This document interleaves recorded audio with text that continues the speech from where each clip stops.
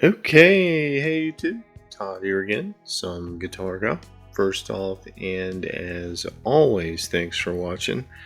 So another video, and today I want to basically do a debrief from my recent ADV trip on the SCAR, or the South Carolina Adventure Route. Kind of lessons learned, what worked, what didn't, what I would do differently. And I like doing these because it really makes me break things down and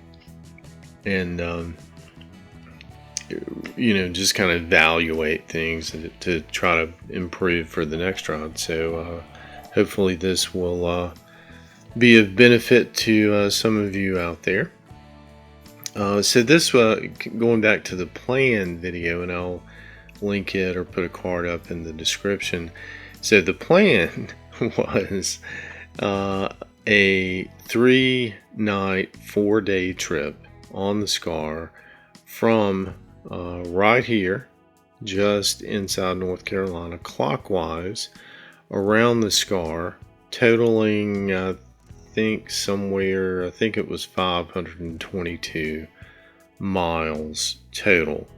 The missing part here I've already ridden, and I could, you kind of see things and wonder what, the reality is I had nothing to base like pacing and fatigue on. So I'm a day tripper and basically a street rider, a transitioning ADV rider. So, and the longest previous trip was from Greenwood 30 years ago to, and I don't know where Cherokee, North Carolina is, probably somewhere in this area. It's right on 441, so probably right around here. But just a single day, we stayed the night. And that was a miserable trip. The trip up was fine. The trip back was miserable because it rained the whole time and we had no rain gear. And that was 30 years ago. And that was all on pavement. So, not a lot of no experience to be able to base this on, like, how far can I make in a day comfortably, and I don't want to be rushed and all that kind of stuff. So day one was to actually end here.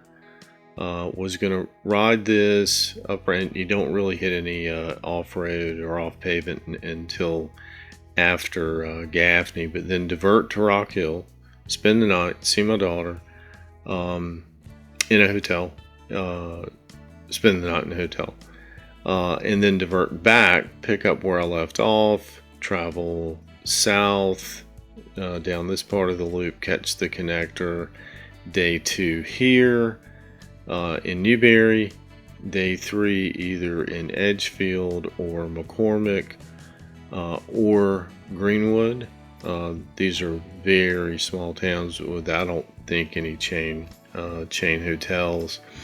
And Greenwood is my hometown, so that was, a good working plan anyway. See some friends, and then back on the trail for the last day, which would be the longest.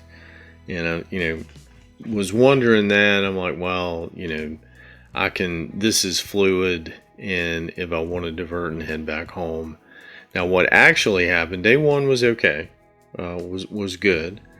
But I was more tired than I anticipated. I really was. I think by 9 o'clock, 9:30, I'm in bed. And then I realized, that I'd cut myself short and didn't ride the Kings Mountain loop. It's you'll see it on the map. So I had about 20 miles to make up from the previous day before I took off for the planned mileage for the second day. And then I also realized, kind of in order, I'm still using my old GoPro 3 Plus Silver because I think it does a great job. But when you change batteries, the date and time reset to January 1st, 2013 at like midnight. And I didn't realize that until I pulled the card in Rock Hill and popped it in the computer. And by the way, that jacks with the file names too, in addition to the screwy dates. So yeah, every time you change batteries, and that's the reason I use it over the Hero 8, is because the battery life is tremendously better. But every time you change batteries, you have to reset the date and time on the camera. So yeah, I didn't always remember to do that. As a result, I lost footage of Kings Mountain, and I lost footage. I think I lost all of the third day. I got this footage on the second day. I think I have one trimmed out little 2-minute clip of the third day, and that's it. And that's super unfortunate because that was my first time on sand. Yeah. So some of this I'll just have to go back and rerun and re-video. But it gives me something to do. So a lesson learned there. By the time I got to Newberry on the second day, adding this was, I think, maybe about 125 miles, plus adding another 20. And I did make a diversion early on because of a trail report of Huntington Road, so I bypassed it. But 8:30 in Newberry, I'm in bed, and I'm really whipped. And I think I knew even before I started, this fourth day was probably not going to happen all the way up to around Walhalla. By the time I made Newberry, I'm like, yeah, I will probably be doing good to make Edgefield the third day. And then kind of the bad thing, I'm about as far away from home as I'll be. So that's about a 2-hour deadhead back to easily. But it's all on pavement and easier riding. So that ended up being what I did. So what do I lack from just outside Walhalla all the way around to Edgefield? And there's several little alternates down here, and then in the Parsons Mountain area. I really wanted to be able to take the alternates and really enjoy. So I don't know, things happen for a reason. I was getting tired, and that's usually getting fatigued. That's usually when problems happen. Now, I wasn't to the point of, like, oh my God, I can't believe I still have, another day or two to ride. I enjoyed it, and even the deadhead back, it had been, and I don't know that I'd ever actually ridden a motorcycle from Edgefield. I don't think I have all the way to Easley, so that was an experience. It was still nice, but by the time I got home, yeah, I was ready to get off that thing and, just kind of chill and relax a little bit. So, and it took a day. That was Sunday. Let's see, Sunday to Rock Hill, Monday to here to Newberry, Tuesday to Edgefield, and then back to Easley. And then Wednesday I didn't do anything. I just recovered. It ended up being 502 miles. It was 522, I think, on the route planned. 502 actual, including all the deadhead and diversions. And so that gives, now going forward, I have a gauge of what I can do reasonably per day, and that really kind of works out to 100, maybe 150 miles, but and probably that 125 being around the sweet spot or so. So talked about plan versus reality, pacing and fatigue, the whole battery issue with the camera. And I had answered another question too. I had gone back and forth between setting the camera to take stills every whatever, you can go up to every minute, or it can, I think it can do it maybe every half second. I don't remember in the settings, but you can either way. My answer is just to let it video. The file sizes get bigger and harder to manage, but I don't want to miss anything. So that's kind of my answer there.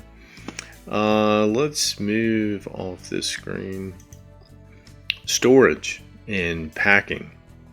And as I anticipated, as most of us do, I brought more crap that I didn't need and didn't have room for stuff that I did need. So here's the setup, and this is right just inside North Carolina, right off the trail, maybe as far as these trucks are. But this big giant cargo endurance tailpack came with the bike, and I was curious to try it. It was called the Monster, and you kind of see why, right? It expands, it about doubles. I'm thinking, I looked up, it was 60 liters. It's huge. I mean, a helmet will go in it easily. Maybe you can get 2 in it. It is huge. And it's a very simple mounting system. It's just bungees on the bottom. Kind of hard to see here, but there's one and there's one, and you go front left to right rear and vice versa, and it has these little tabs to keep it off your fender, which is not a bad idea. And there's also a really hard to use Velcro strap under there that I didn't find very effective. Anyway, after cramming it full of stuff I don't need, it was top heavy, and it was actually pretty heavy. I don't know, this thing probably weighed, I don't know, 30 pounds or so, but at least 20, 25, and it eventually would slide and kind of tip over to the side, and I repacked it every night, trying to keep the weight low. And I don't know, it's like it got worse every time I tried to pack it differently. And I give another view of it, and you see I'll get to these external tanks. I already had this tank bag, this Cortec tank bag from Cycle Gear. So there's another look at it. It kind of looks cool in a way. It does make mounting and dismounting a challenge. I guess a gymnast maybe could swing a leg over that, but so you kind of have to go the leg through here thing to get on and off the bike. A lot of stuff, a lot of potential, but I never could get it to really stay put exactly. It never fell off. It never came close to that. But yeah, just and I don't know really a way to improve that other than not putting so much stuff in it, not using it fully expanded like that. Another lesson learned, these tanks. So let me go back to this route. You see, I only run ethanol free. So I have plotted out the ethanol free stations along the route, and I was really concerned that I wasn't going to have enough fuel, especially on this north-south portion where these are pretty small towns. There's no ethanol free sources. So yeah, I ended up, and that's an expensive lesson, buying these 3 liter tanks from Hitchcock's. Plenty of fuel in addition to the 4 gallon main fuel tank. And an aside, can't really see the fuel pump and filter from this angle, but it's right up under here. A lot of owners have reported fuel pump issues to the degree that a lot of them, when they travel, will carry an extra fuel pump. Well, to me, that's ridiculous. A fuel pump should not, they do fail, but not that it should be a a trail or an off pavement item. One of the reasons I think for the failure is these pumps are in tank, right? So they use the fuel to cool themselves. And if you're consistently running the bike below a quarter tank, when that fuel trip gauge kicks on and it's flashing on your panel, right? I think that's the engineer's way of telling you, you're getting too low, and that pump's starting to overheat, and heat will shorten the life of the pump. So ideally, 4 gallons, even worst miles per gallon figured, say at 50. I mean, that's 200 miles, right? But that's running the tank dry. And realistically, these bikes are probably getting easily 60 miles per gallon, maybe 70. The second day, I actually clocked from Rock Hill to Newberry at 80 miles per gallon. So they really do sip fuel. But let's figure way conservatively at 50 miles per gallon, 3 gallons, well, that's 150 miles, and then you still need to look, then it's time to look for fuel. And at nowhere on that route did I stretch that. I think that was 100 well, I guess I pushed it that day. It was 100 maybe it was 160 total. And it took 2 gallons, and that's 80 miles per gallon. Maybe it was 2.1 or something, so whatever that math is. But yeah, the point, and yes, be concerned, absolutely be concerned. Consider that last gallon as cooling, and that's really, you do need to be getting fuel really soon. But this was way overkill. Again, bringing more crap you don't need, and that sacrificed the side bags and needed storage for stuff that I did need, or even just really to layer down on this trip, as the last day it did warm up into the 70s, and really just couldn't take anything else. Didn't have room to put anything layering down, didn't have room to store it. So here's a closer look at that monster bag real quick. Or something similar. It does have little tie downs and these straps, and you don't see the bungees. And just to give you an idea, I mean, that thing is, it is big. And maybe a good option for some of us, and I'll kind of circle back to storage. So here we are, the last day, and that is a good shot, I think. I think I was in lower Lexington County. I don't remember the name of the road. You notice this pavement ends about 10 feet before the pavement ends. So yeah, SCDOT does such a wonderful job. But with this thing sliding, thankfully I actually did bring a cargo net. And you see I've layered down. I just stuffed the mid layer here under the straps, but that's the best way I could see to transport this thing expanded, was just to lay it down over the pillion and luggage rack, and it didn't move after that. Maybe not the way they intended it to be transported, but that's the way that to me it seemed to transport the best and the easiest. And I do want to mention this too, on this third day. That was something I was kind of surprised to see, but glad to see, is rider development. Now, I never had ridden on sand, and thankfully this was not like loose or thick sand. It was really not that difficult to ride on. But I could tell a difference day by day in my improvement. I was becoming a better rider just by riding. That's the way we learn a new experience. The brain does a quick search for any previous experience and tries to, sort and file things. And I just didn't have much. But by the third day, and plus the riding I'd done, ADV type riding before, and probably even, reaching way back to, my kid years riding, in the woods and whatnot growing up.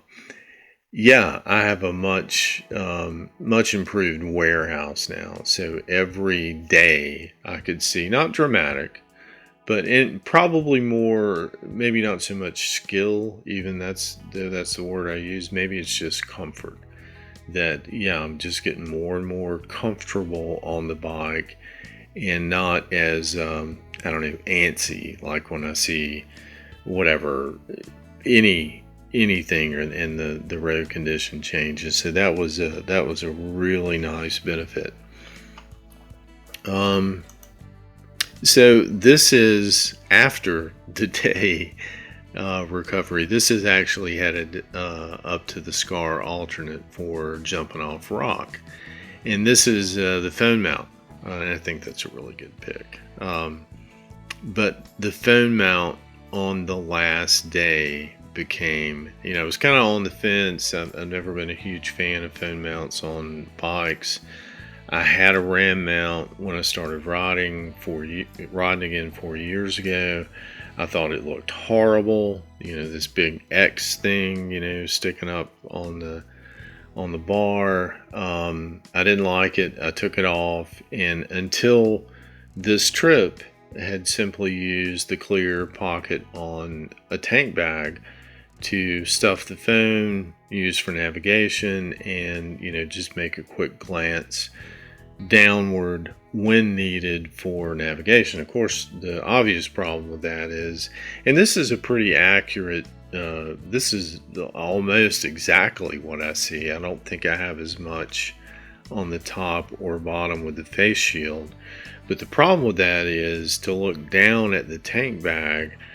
I do have to lose sight of the road, whether I'm on road or off road, and it takes you a second to look down, interpret what's on the phone, and then raise your head several degrees. And of course, by then you're not here, you're on a pier, whether you're on pavement or off pavement, and things have changed. And it takes you another second or so to read and interpret now what's going on, and hopefully between here and here nothing's run out or pulled out in front of you, right?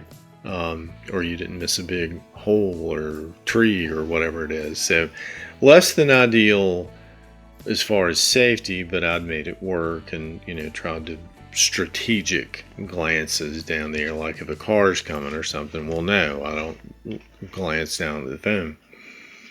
The other problem in, invention, whatever is the mother of necessity, the last day of the trip, it warmed up into the 70s, and twice I used Onyx. The app had locked up. So I had to pull over, restart the app, and I noticed when I pulled the phone out that it was awfully warm. And of course, it's sitting right on top of the tank, which is right on top of the engine.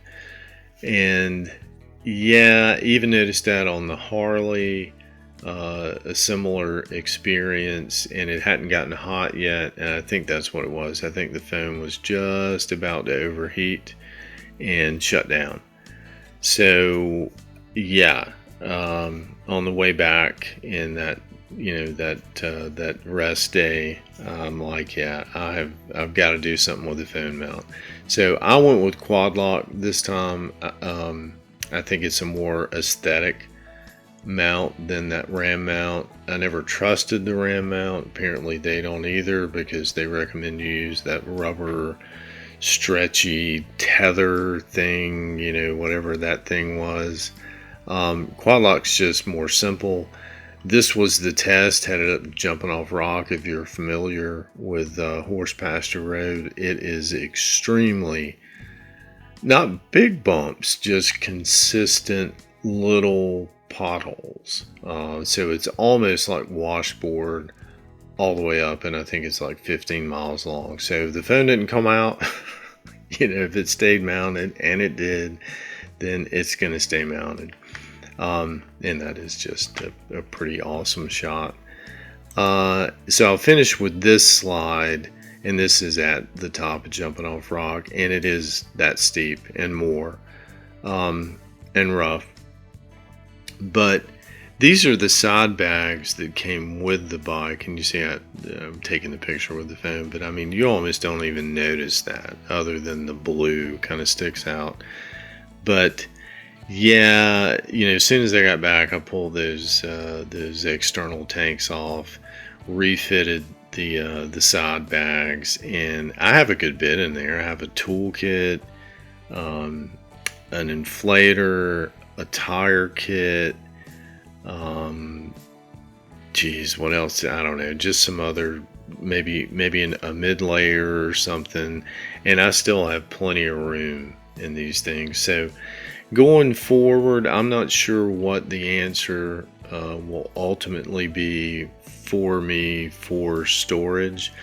These will definitely be going. I do have the tank bag, which I wish I could like not take and just stuff everything in here. Tank bag just makes it a pita to fuel, because you have to pull it off and put it somewhere. I do have that monster bag, maybe, and I'm thinking maybe either one of these trunks that just locks on to the luggage rack here. I don't know if I'll do the panniers. I guess a lot of that's going to depend on if I do moto camping or not. I think if I do moto camping, the hard panniers are basically going to be a necessity. I do like the trunk for just always having that much storage. We did a day trip yesterday, the girlfriend and I, and it was really nice. And I had the monster bag on there. It was really nice having that storage. She was a little over layered, so she was able to pull out the liner. I brought an extra layer just in case, and we still had plenty of room in that bag. Didn't have it expanded. It never budged. Had it fitted here on the pillion. Had the front bags on. So yeah, the Hemi is kind of the mule bike, but storage definitely is something looking at for long term. But let me zoom back out, because if you haven't ridden this view up here, I have a video on it. It is just spectacular, maybe the best I've seen, and that was on a kind of a crappy weather day with fog and clouds. But that's about all I have. Sorry to be so long, but a lot of lessons, a lot to cover. So the next trip, don't have anything planned at this point, but should be more efficient anyway. And of course, probably a new set of lessons to learn. But anyway, please remember to do the YouTube thing. And until next time, 2 wheels down. Thanks, guys.